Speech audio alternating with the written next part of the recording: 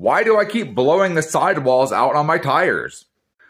So from at least my experience and what I've seen is most damage to bike tires comes from having them underinflated versus overinflated. So obviously you can check on the sidewall of your tire and it'll tell you what the maximum pressure is for that tire. That's what that tire is rated for. Obviously that can be, if you're in that range, you're generally going to be in kind of a good spot, but it does depend, of course, how heavy you are, what kind of terrain you're riding in, and all sorts of things along those lines, what kind of pressure it should be at.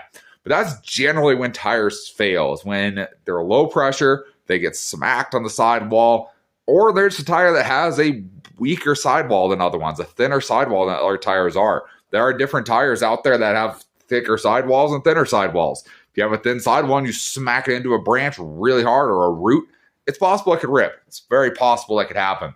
Obviously, if you do go over the pressure, you're most likely not going to rip the sidewall. You're probably going to pop the bead off of the tire is what's going to happen first.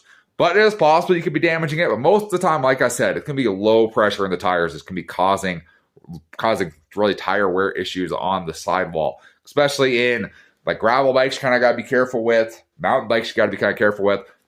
And then, honestly, every bike, let's just be real here. Every bike, if you run the tire low, you're going to cause problems with your tires and onto the wheels. So kind of pay attention to what the manufacturer recommends. Pay attention to your tire as you're riding and, check on it every once in a while. It's not just something you can stick on there and just keep on going. Keep an eye on it. You can see when it's starting to fail. You can see when it's doing good. Keep an eye on it. You'll be good with your tires.